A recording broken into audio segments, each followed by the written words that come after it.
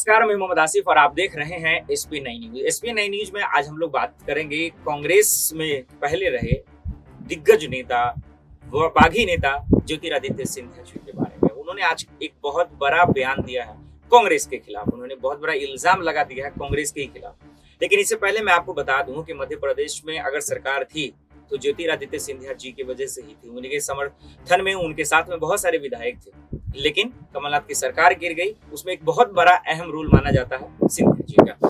अब बात करते हैं कि उन्होंने ऐसा क्या कह दिया है कि आज कांग्रेस पार्टी में खलबली मची हुई है। सिंधिया जी ने ऐसा क्या कहा कि कांग्रेस पार्टी अब सोचने पे मजबूर हो गई। उन्होंने आज कहा प्रेस कॉन्फ्रेंस कर जब तक उन्होंने कहा मीडिया के सामने, उन्होंने कहा कि आखिर ऐसा क्या हो गया है कि पूरे कांग्रेस के तमाम नेता कार्यकर्ता मेरे पीछे क्यों पड़े हुए हैं, उन्हें मुझे लेकर खुजली क्यों हो रही है।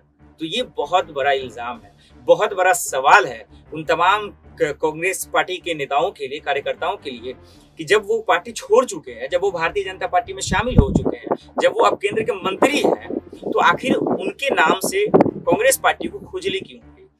अब आइए मैं आपको समझाने की कोशिश करता हूँ।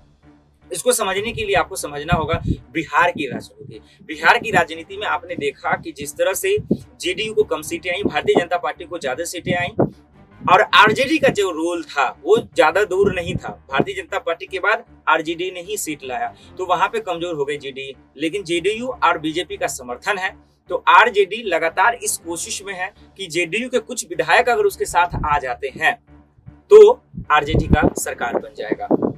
तो यही वजह है कि मध्य प्रदेश में अभी भी कांग्रेस लोग ये चाह रहे हैं कि अगर कुछ विधायक अभी भी उनके साथ आ जाते हैं तो शायद उनकी सरकार बन जाए, जो कि कभी भी संभव नहीं है। यही वजह है कि आज सिंधिया जी को ये कहना पड़ा कि ये कांग्रेस के लोग हमारे पीछे क्यों पड़े हुए हैं, मेरे नाम से उन्हें खुजली क्यों हो रही है। लेकिन सवाल ये भी है कि जब आप कांग्रेस में थे, जब आप कांग्रेस के राज में थे, जब आप कांग्रेस के साथ थे, तो फिर बीजेपी वाले पे भी आप यही आरोप लगाते थे, चिल्ला चिल्ला के कहते थे कि बीजेपी वाले को खुजली क्यों होती है, बीजेपी वाले को हमसे डर क्यों लगता है, तरह तरह के आरोप लगाते हैं। तो अगर इनको न्यूट्रल तरीके से देखा जाए तो नेताओं का यही काम है कि एक पार्टी छोड़ दूसरे पार्टी में, दूसरे पार्टी छोड़ तीसरे पार्टी में, मतलब सीधा सीधी कहा जाए कि जिस पार्टी से मलाई मिलती है उस पार्टी में जाने से कतराती नहीं है। और अब आकर आरोप तरह तरह के जो मन में आता है कह देते हैं, क्योंकि विधायक नेता है, बागी नेता उन्हें कहा जाता है, तो बागी है वो जब चाहे जो कुछ भी कह सकते हैं। क्योंकि जब उन्होंने कांग्रेस पार्टी छोड़ा था उन्होंने, तो उन्हें कहा गया था कि गद्दारी की कांग्रेस पार्टी के साथ, उन्हें ऐसा नहीं करना चाहिए था, तरह तरह के बयान कहे जा रहे थे। लेकिन इस बीच में उन्होंने जो कहा है उससे साफ ये भी जाहिर है कि आज कांग्रेस पार्टी कमजोर हो गई है, कांग्रेस पार्टी की कमाई भी घट रही है। कांग्रेस पार्टी में जो बड़े बड़े दिग्गज नेता है, जिसके पास तजुर्बा है, जिनको पता है कि चुनाव कैसे लड़ा जाता है, चुनाव की रणनीति कैसे बनाई जाती है, वो भी नेता आज कांग्रेस पार्टी छोड़ रहे हैं। और यही वजह है कि तमाम राज्यों में, देश में जो एक अहम रोल विपक्ष का होना चाहिए वो नहीं है। यही वजह है कि आज बीजेपी भी हमेशा हमला करती है कि आज विपक्ष है कहाँ। और जब विपक्ष आता है तो उसे लोग कहने लगते हैं कि राजनीति करना शुरू कर दिया है। सिंधिया जी ने जो कहा कि मेरे नाम से उन्हें खुजली क्यों होता है, उसका ये भी एक बहुत बड़ा वजह है कि आज कांग्रेस पार्टी में वो एक ऐसा नेता नहीं है जिसके मार्गदर्शन पे चला जा सके, जिसके तौर तरीके पे चला जा सके।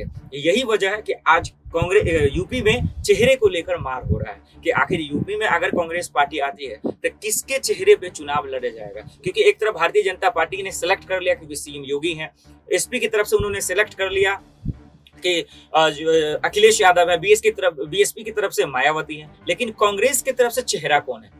यही वजह है कि आज विपक्ष, खास करके जो मौजूदा सरकार है, वो आसानी से आरोप लगा रहा है कि विपक्ष का ना तो कोई वजूद है, और अगर विपक्ष एक साथ आता भी है तो कोई भी फर्क भारतीय जनता पार्टी को नहीं पड़ने वाला है।